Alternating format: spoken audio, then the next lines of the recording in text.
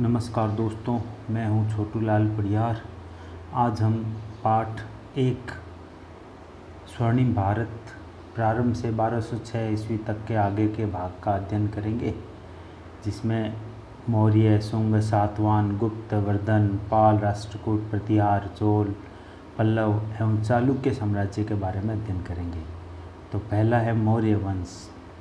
पहले हमने 16 जनपदों के बारे में पढ़ चुका है, अब हम इन वंशों के बारे में पढ़ेंगे। 16 महाजनपदों में से एक मगध का एक साम्राज्य के रूप में एक आविर्भाव हर्यक वंश के समय हुआ और कालांतर में मगध ने प्राय समस्त उत्तर भारत पर अपना आधिपत्य स्थापित कर लिया। मौर्य वंश की स्थापना ईसा पूर्व 326 ईस्वी के लगभग मगध के राज सिंहासन पर नंद वंश का एक विलासी राजा धनानंद सिंहासन आरूढ़ था। इस समय पश्चिम उत्तर भारत सिकंदर से आक्रांत था। सिकंदर का उस समय शासन था और वह आक्रांत था। सिकंदर लगातार युद्ध कर रहा था। प्रजा अपने राजा के अत्याचारों से भी पीड़ित थी। असहनीय कर भार के कारण राज्य के लोग इससे असंतुष्ट थे। इस परिस्थिति में मगध को एक ऐसे व्यक्ति की आवश्यकता थी जो विदेशी आक्रमण से उत्पन्न संकट को दूर करे और उसे एक सूत्र में बांधकर चक्रवर्ती सम्राट के आदर्श को चरितार्थ करे। यानी एक तो धनानंद से भी उसको लोगों प्रजा दुखी थी और दूसरा सिकंदर का जो आक्रांता के रूप में कर रहा था, तो प्रजा हर तरह से दुखी थी और एक अच्छे शासक के इंतज़ार में वह इंतज़ार कर रही थी। शीघ्र ही भारत के राजनीतिक नभमंडल पर कौटिल्य का शिष्य चंद्रगुप्त प्रकट हुआ तथा एक नवीन राजवंश मौर्य वंश की स्थापना हुई। तो मौर्य वंश का संस्थापक चंद्रगुप्त मौर्य 322 से 298 ईस्वी पूर्व। जैसा कि इस बार बोर्ड में पहला बोर्ड में भी ये प्रश्न 1 नंबर का पूछा गया था, मौर्य वंश का संस्थापक कौन था। अपने गुरु चाणक्य की सहायता से अंतिम नंद शासक धनानंद को पराजित कर 25 वर्ष की आयु में चंद्रगुप्त मौर्य मगध के राज सिंहासन पर आरूढ़ हुआ। चंद्रगुप्त मौर्य ने व्यापक विजय अभियान करके प्रथम अखिल भारतीय साम्राज्य की स्थापना की।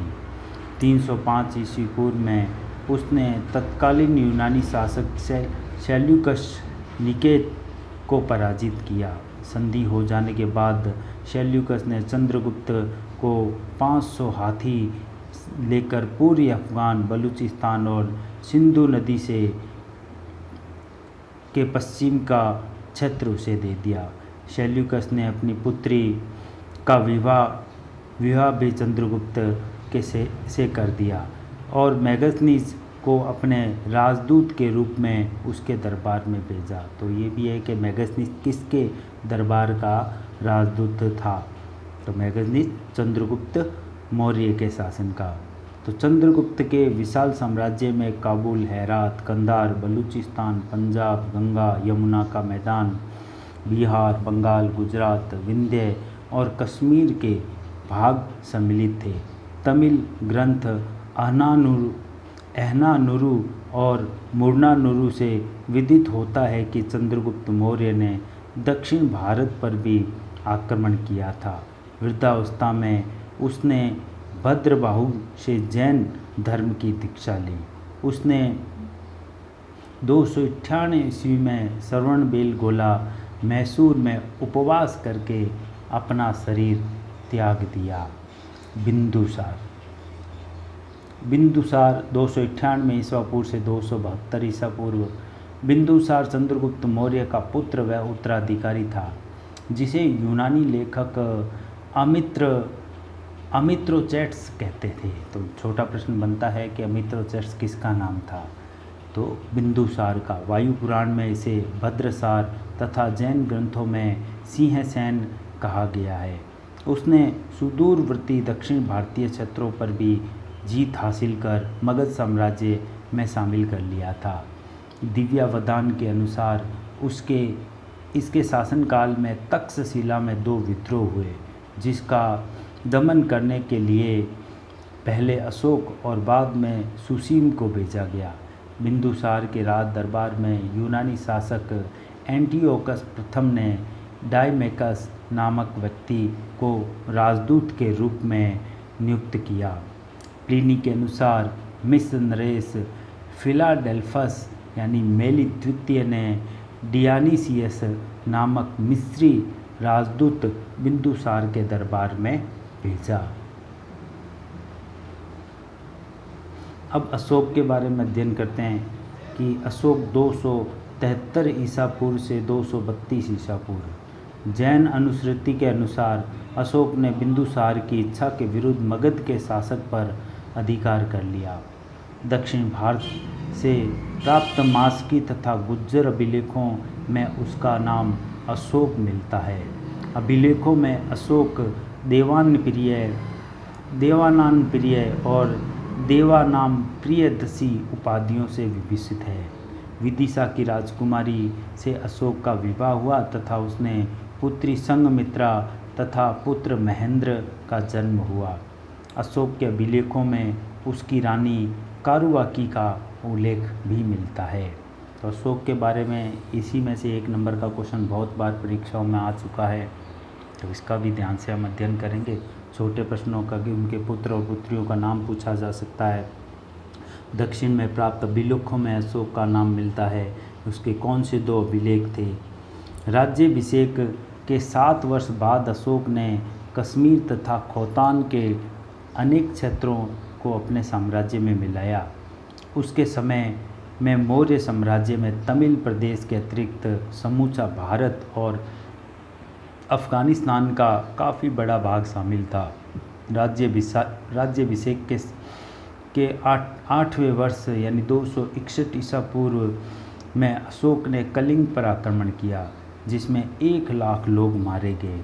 हाथी गुफा अभिलेख के आधार पर यहाँ अनुमान लगाया जाता है कि उस समय कलिंग पर नंदराज शासन कर रहा था। इस व्यापक नरसंहार ने अशोक को विचलित कर दिया।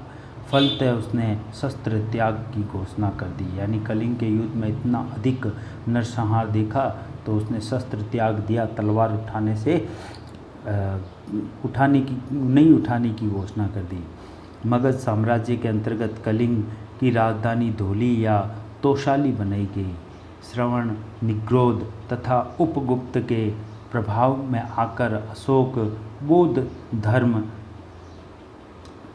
दीक्षित हो गया, यानी बौद्ध धर्म उसने ग्रहण कर लिया और भेरी घोष के समय पर धम्म घोष अपना लिया।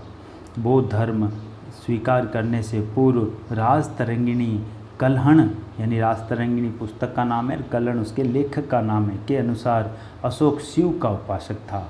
बाद में वह गुरु मोगलाल पुत्र तिस्म के प्रभाव में आ गया। बराबर की पहाड़ियों में अशोक ने आजीविका के निवास हेतु 4 गुफाओं का निर्माण किया, जिनके नाम थे सुदामा, चापार, विशु झोंपड़ी और कर्ण। उसने राज्याभिषेक के 10वें वर्ष में बोध गया तथा 20वें वर्ष में लुम्बिनी यानी कपिलवस्तु की धम्म यात्रा की। रूमनदेही अभिलेख से विदित होता है कि उसने वहाँ भूमि कर की दर 1/6 घटाकर 1/8 कर दी थी। बोर्ड परीक्षा में प्रश्न आया रूमनदेही अभिलेख से क्या तात्पर्य है, तो इसमें उसने भूमि कर को 1/6 से घटाकर 1/8 कर दिया था। अशोक के शिलालेख में चोल, चेर, पांड्य और केरल सीमावर्ती स्वतंत्र राज्य बताए गए हैं। राज्याभिषेक से संबंधित लघु शिलालेख में अशोक ने स्वयं को बुद्ध शाक्य कहा है। अब हम अशोक के द्वारा स्थापित हम धम्म के बारे में अध्ययन करते हैं। अशोक ने मनुष्य की नैतिक उन्नति हेतु जिन आदर्शों का प्रतिपादन किया उन्हें धम्म कहा गया है। अशोक के धम्म की परिभाषा दूसरे तथा 7वें अभिलेख में दी गई है। उसके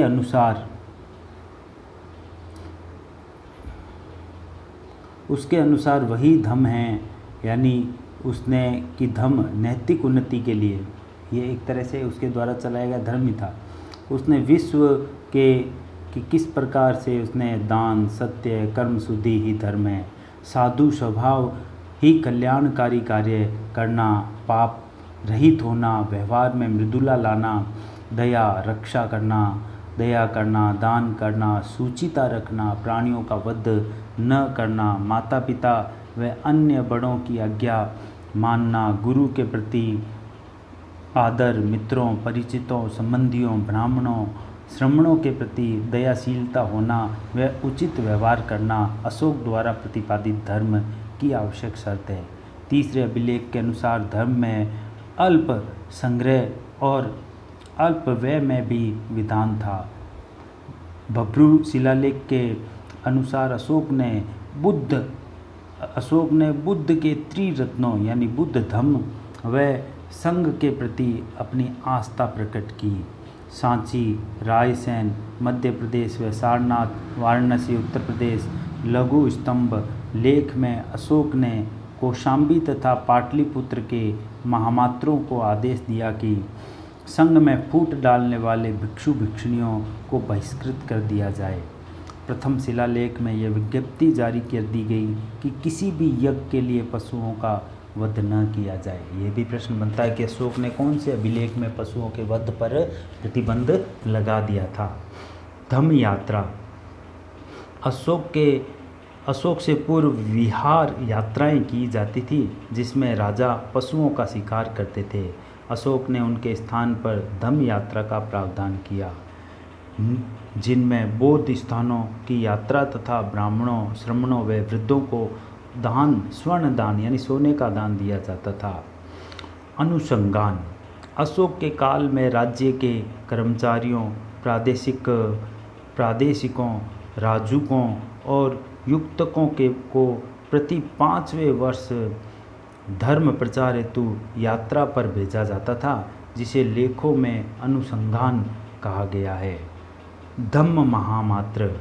राज्याभिषेक के 14वें वर्ष में अशोक ने धम्म महामात्रों की नियुक्ति की जिसके मुख्य कार्य थे जनता में धम्म का प्रचार करना, उन्हें कल्याणकारी कार्य करने तथा दानशीलता के लिए प्रोत्साहित करना, कारावास से कैदियों को मुक्त करना और उनकी सज़ा कम करना, उनके परिवार की आर्थिक सहायता करना आदि धम्म महामात्र कहलाता है। अब अभिलेख। अशोक प्रथम शासक था जिसने अभिलेखों के माध्यम से अपनी प्रजा को संबोधित किया, जिसकी प्रेरणा उसने ईरानी राजा द्वारा डेरियस प्रथम से मिली थी। अशोक के अधिकांश अभिलेख ब्राह्मी लिपि में हैं, जबकि पश्चिमोत्तर भारत यानी मनसेरा, शाहबाजगढ़ी से प्राप्त उसके अभिलेख खरोष्ठी लिपि में हैं। टोपरा से दिल्ली लाए गए एक स्तंभ पर 7 लेख एक साथ उत्कीर्णित यानी खुदे हुए हैं। दूसरे व तीसरे अभिलेख में यवन नरेश एंटियोकस द्वितीय का उल्लेख है। अशोक के अभिलेखों को पढ़ने में पहली बार सफलता जेम्स प्रिंसेप को प्राप्त हुई। ताम्रपर्णी यानी श्रीलंका के राजा तिस ने अशोक से प्रभावित होकर देवनामप्रिय की उपाधि धारण की थी। दूसरे अभिलेख के अवसर उसने अशोक को आमंत्रित भी किया था। अशोक का पुत्र महेंद्र बोधि वृक्ष का एक भाग लेकर वहां पहुंचा। यहाँ से श्रीलंका में बौद्ध धर्म का पदार्पण माना जाता है। अब अशोक के उत्तराधिकारी तथा मौर्य साम्राज्य का पतन। उसके अनुसार हम देखते हैं कि अशोक के बाद अगले 50 वर्षों तक उसके कमज़ोर उत्तराधिकारी का शासन रहा। अशोक के बाद उसके कुणाल राजा बना, जिसे दिव्यावधान में धर्म विवर्धन कहा गया है। राजतरंगिणी के अनुसार उस समय जलोक कश्मीर का शासक था। तारानाथ के अनुसार अशोक का पुत्र वीरसेन गांधार का स्वतंत्र शासक बन गया। कुणाल के अंधा होने के कारण मगध का प्रशासन उसके पुत्र संप्रति के हाथ में आ गया था। कुणाल के पुत्र दशरथ ने भी मगध पर शासन किया। उसने नागार्जुनी गुफाएं आजीविकों को दान में दी थी। बृहदर्थ अंतिम मौर्य शासक था। उसके ब्राह्मण मंत्री पुष्यमित्र शुंग ने उसकी हत्या करके मगध में शुंग वंश के शासन की नींव डाली। तो आगे का जो भाग है मौर्य प्रशासन, यह हर बार परीक्षाओं में आता है, इसका अध्ययन हम